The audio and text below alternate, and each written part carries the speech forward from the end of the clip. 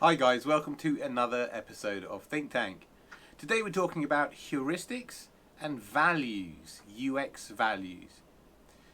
Heuristics are something that have been really badly referred to or abused over the past 10 years. I think for the first 5 years, from about 2000 to 2005 of my career, lots of people refer to heuristic evaluations as if they were expert evaluations, as if it was one person and their opinion. And actually, heuristics are exactly not that. I should definitely point you in the direction of Darren Hood's summaries and work and videos on heuristics, because I'm not going to go into what they are and the different kinds of heuristics. The assumption is that you know and have worked with heuristics before, or in the very least you know what they are. What I want to talk about is evolving heuristics, moving them forward, making them more useful for our kind of working digital lives and for the projects and the brands that we work on. Heuristics are meant to be a set of kind of best practices, but not best practices, the way to do things that are usually established with a number of people doing it, a kind of a panel almost. And you take a kind of a consensus view of everybody reporting back on the heuristics. Now, it does get done an awful lot individually as a one person, as a n equals 1 point sample. What I want to talk to you about, though, is evolving this into a weighted heuristic, okay, to make it more useful either as an individual or a kind of group or a panel pursuit.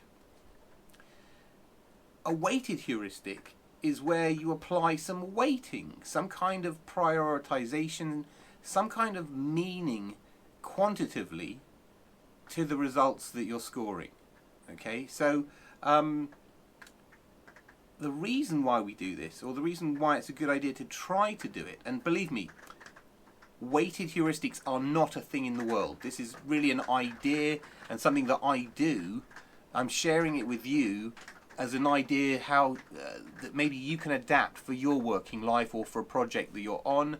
It might not be relevant now, but it will probably become relevant at some point in the future. And this is a really nice thing to pull out of the idea chest or the toolbox or whatever you want to call that. So a weighted heuristic means that you're putting a weighting, some kind of meaning to it. Now that can be a t-shirt sizing, a small, medium, large. It could be traffic lights, red, amber, green. It could be relative proportions of the audience that answered it. So 3 out of 5 people, not percentages. Okay, so these sorts of things are really useful because when you're aggregating, when you're summating or collating all of the feedback sheets from other evaluators, it makes it much easier. Can you see how difficult it is to do that when they're all qualitative? So when they're quantitative, you actually get a better summary view.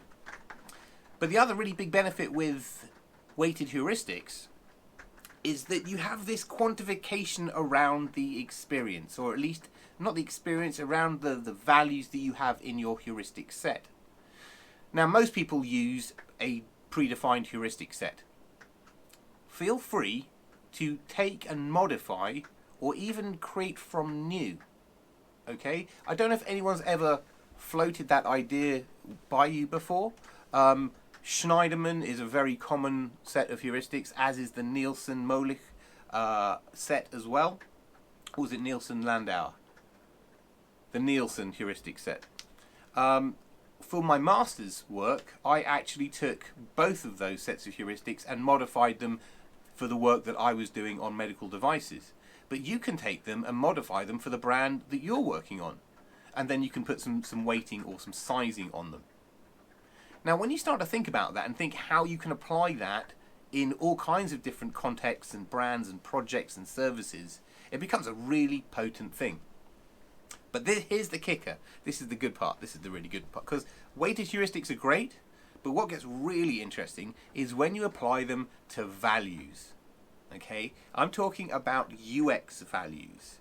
So for example, what if every team, every UX team, had a values heuristic set that was based around the quality assurance of the experience of that brand or project or product. Can you see how very powerful that is? Because what you've done saying is, here's the thing that we're going to do. For example, we will not overburden anyone on a landing experience with unnecessary modals and other stuff, right? Marketing blurbs. That's a really nice heuristic to have to protect the experience for the brand, the product, the project you're working on. So if you have a list of values, they're a bit like corporate values, but they're experience values.